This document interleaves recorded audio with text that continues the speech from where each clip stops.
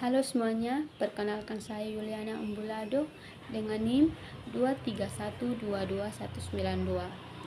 Pada video kali ini, saya akan menjelaskan beberapa materi yang saya pahami dari mata kuliah Pendidikan Kewarganegaraan. Baik, yang pertama ada hakikat demokrasi. Demokrasi adalah sistem pemerintahan di mana kekuasaan berasal dari rakyat, untuk rakyat, dan oleh rakyat. Ini memungkinkan keterlibatan aktif warga dalam proses pengambilan keputusan yang mempengaruhi kehidupan mereka. Yang berikut adalah demokrasi sebagai sistem nilai. Pertama adalah kesetaraan. Semua warga negara memiliki hak yang sama di hadapan hukum dan dalam proses politik. Yang kedua, kebebasan. Warga negara memiliki kebebasan untuk berpendapat, berserikat, dan mengambil bagian dalam kehidupan politik. Yang ketiga ada toleransi. Masyarakat yang demokratis menghargai perbedaan pendapat dan latar belakang warga negaranya. Berikut ada demokrasi sebagai sistem politik. Yang pertama adalah trias politika. Kekuasaan dibagi menjadi 3 cabang yang saling mengimbangi, yaitu legislatif, eksekutif, dan yudikatif. Yang kedua ada pemisahan kekuasaan. Masing-masing cabang kekuasaan memiliki peran dan tanggung jawab yang jelas, mencegah monopoli kekuasaan. Yang ketiga ada checks and balance.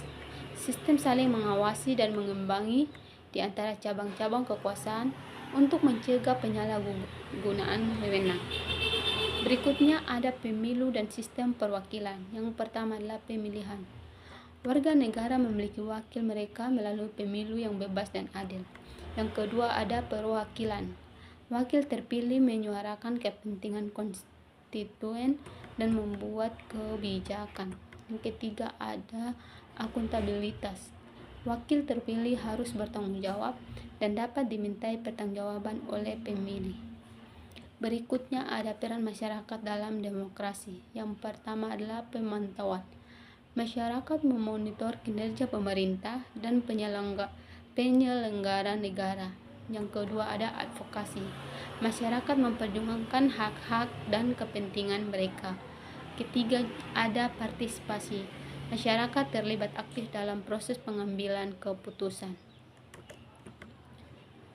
Baik, yang kedua ada harmoni kewajiban dan hak negara dan warga negara. Negara dan warga negara saling terikat oleh kewajiban dan hak yang harus dijaga keharmonisannya. Keseimbangan ini menjamin kesejahteraan bersama dan mendorong kemajuan yang seimbang. Yang pertama yaitu kewajiban negara terhadap warga negara. Berikutnya perlindungan. Negara berkewajiban melindungi hak-hak warga negaranya, termasuk keamanan, kebebasan, dan kesejahteraan mereka. Yang kedua ada penyediaan layanan. Negara harus menyediakan layanan publik yang berkualitas seperti pendidikan, kesehatan, dan infrastruktur yang memadai. Yang ketiga ada pembangunan. Negara bertanggung jawab untuk memajukan kesejahteraan rakyat melalui pembangunan ekonomi dan sosial yang merata.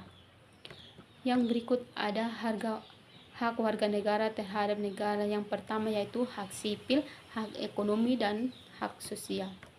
Berikut ada kewajiban warga negara terhadap negara. Yang pertama yaitu pembayaran pajak, partisipasi publik, ketaatan hukum, dan bela negara. Berikut ada hak negara terhadap warga negara. Yang pertama adalah ketaatan, keamanan, pembayaran kewajiban.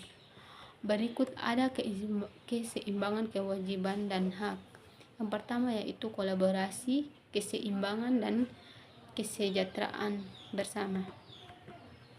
Berikut ada peran pemerintah dalam menjaga harmoni. Yang pertama yaitu pembuatan regulasi, penegakan hukum, dan fasilitasi dialog.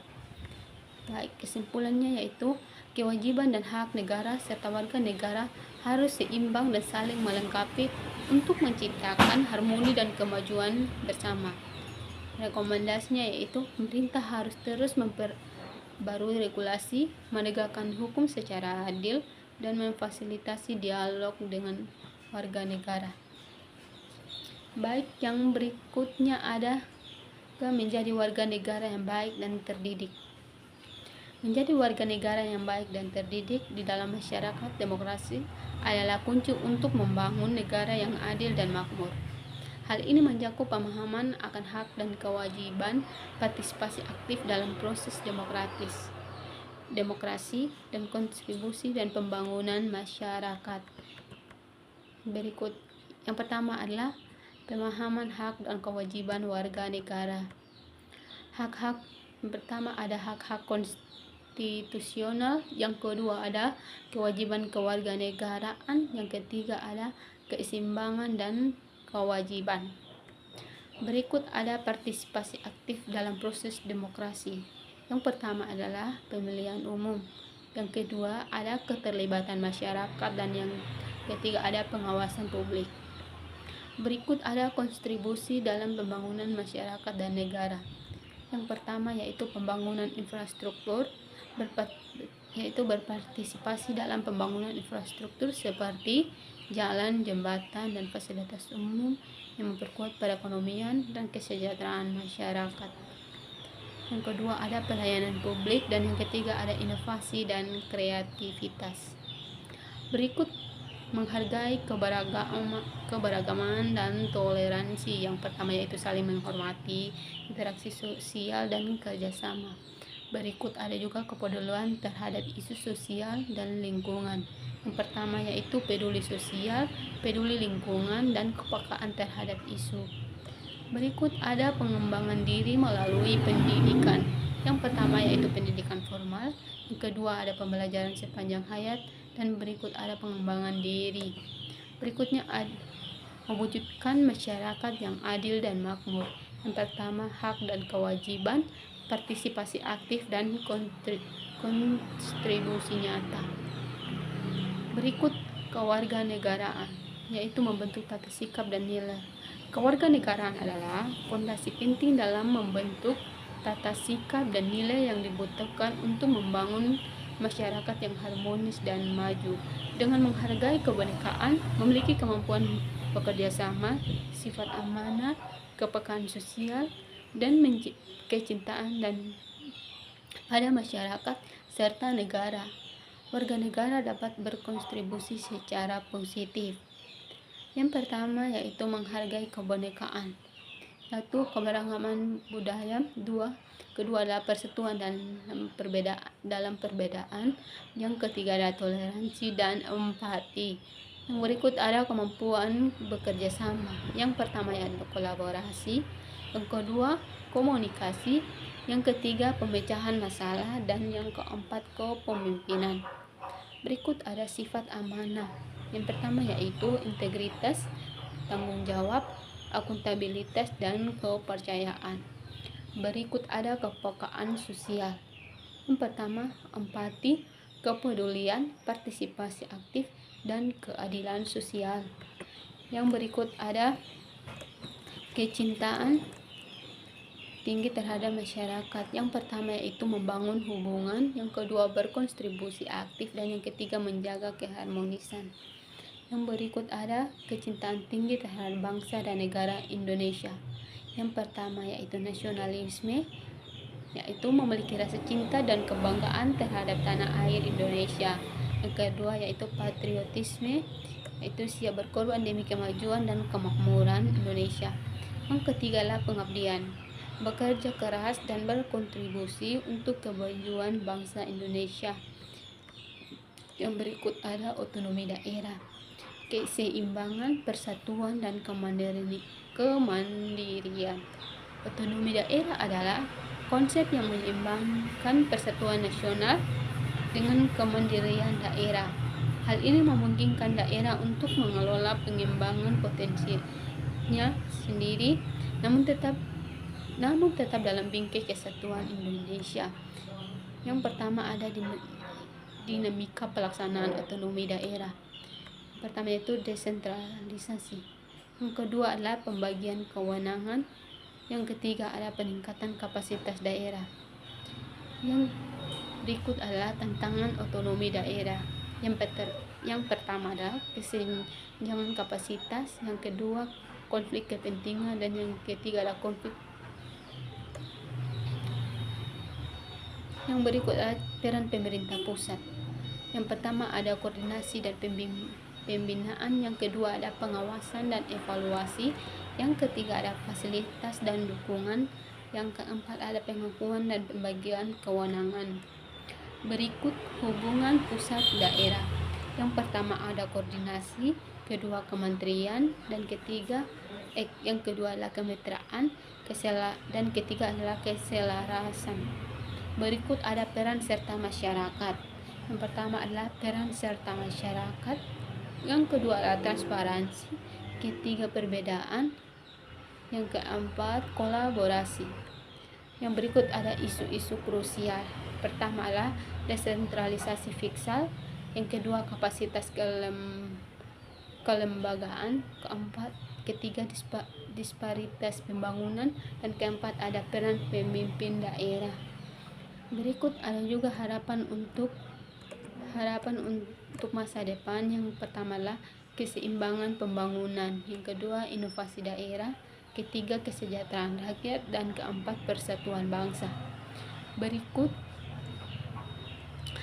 yaitu urgensi dan tantangan ketahanan nasional bela negara. Ketahanan nasional dan bela negara merupakan fondasi penting bagi sebuah negara untuk mempertahankan kedaulatan, keamanan, dan kesejahteraan rakyatnya. Tantangan yang dihadapi mencakup berbagai aspek, dari ancaman eksternal hingga gejolak internal yang dapat menggoyang persatuan bangsa. Yang pertama yaitu definisi dan ruang lingkup ketahanan nasional. Definisi: ketahanan nasional adalah kemampuan suatu bangsa untuk menjaga keutuhan wilayah, identitas, dan sistem nilai yang dianutnya dari berbagai ancaman, baik internal maupun eksternal. Yang kedua ada ketahanan nasional adalah kemampuan suatu bangsa untuk menjaga keutuhan wilayah, identitas, dan sistem nilai yang dianutnya dari berbagai ancaman, baik internal maupun eksternal. Berikut ada tantangan dan ancaman terhadap ketahanan nasional. Yang pertama ancaman eksternal, yang kedua ancaman internal, dan yang ketiga isu kontemporer. Berikut ada warga negara dalam pembangunan ketahanan nasional. Yang pertama adalah partisipasi aktif, kedua kewaspadaan diri, ketiga kepedulian lingkungan, keempat kebanggaan kebangsaan. Berikut ada konsep dan implementasi bela negara. Yang pertama adalah kesadaran berbangsa, kedua keyakinan dan Pancasila, dan ketiga kerelaan berkorban. Berikut membangun komitmen kolektif kebangsaan. Yang pertama adalah kerjasama, kedua gotong royong, ketiga dialog, dan keempat solidaritas. Berikut ada strategi dan kebijakan pemerintah dalam penguatan ketahanan nasional. Yang pertama, kebijakan pertahanan, kedua, kebijakan sosial budaya, ketiga, kebijakan teknologi dan informasi. Berikut ada kesimpulan dan rekomendasi. Yang pertama yaitu tingkatkan kesadaran bela negara, dua, perkuat kolaborasi dan multi pihak, ketiga, adaptasi strategis, yaitu ketahanan nasional dan bela negara merupakan tanggung jawab untuk bersama seluruh komponen bangsa. Dengan komitmen kolektif, Indonesia akan mampu menghadapi berbagai tantangan dan mewujudkan cita-cita bangsa negara yang berdaulat, adil, dan makmur. Yang berikut ada dimensi dan ketahanan nasional. Ketahanan nasional adalah kemampuan suatu negara untuk mempertahankan kedaulatannya, menjaga keutuhan wilayahnya, dan melindungi rakyatnya dari segala ancaman, baik dari dalam maupun luar. Hal ini mencakup aspek politik, ekonomi, sosial, budaya, dan mempertahankan keamanan. Yang berikut ada TANAS, yaitu konsep dan komponen. Yang pertama ada konsep TANAS, dan kedua ada komponen TANAS. Yang berikut ada bela negara, konsep dan tujuan. Yang pertama ada konsep bela negara, yang kedua tujuan bela negara, dan pentingnya bela negara. Bela negara merupakan wujud partisipasi aktif warga negara dalam menjaga dan mempertahankan NKRI. Yang berikut ada sinkronisasi TANAS dan bela negara. Yang pertama, sinergi komponen. Yang kedua, partisipasi aktif. Yang ketiga, keutuhan dan kedaulatan. Berikut ada dinamika dan tantangan TANAS dan bela negara. Yang pertama, perubahan lingkungan. Kedua, ancaman multidimensi. Yang ketiga, pentingnya adaptasi. Dan ketiga, pentingnya adaptasi. Berikut ada peran masyarakat dalam bela negara. Yang pertama, partisipasi aktif. Kedua, edukasi bela negara. Dan ketiga, pengabdian masyarakat. Yang berikut ada strategi implementasi bela negara. Yang pertama, pendidikan bela negara. Kedua, pelatihan dan kesiapsiagaan. Dan ketiga, kemitraan strategis. Dan keempat, ada kebijakan terpadu. Yang berikut ada kesimpulan dan rekomendasi. Yang pertama, kesimpulan. TANAS dan bela negara saling terkait dan harus diimplementasikan secara untuk menjaga keutuhan dan kedaulatan NKRI. Yang berikut rekomendasi. Pemerintah dan masyarakat perlu berkolaborasi dalam pengembangan dan mengimplementasikan strategis TANAS dan bela negara yang komprehensif. Baik, sekian dan terima kasih.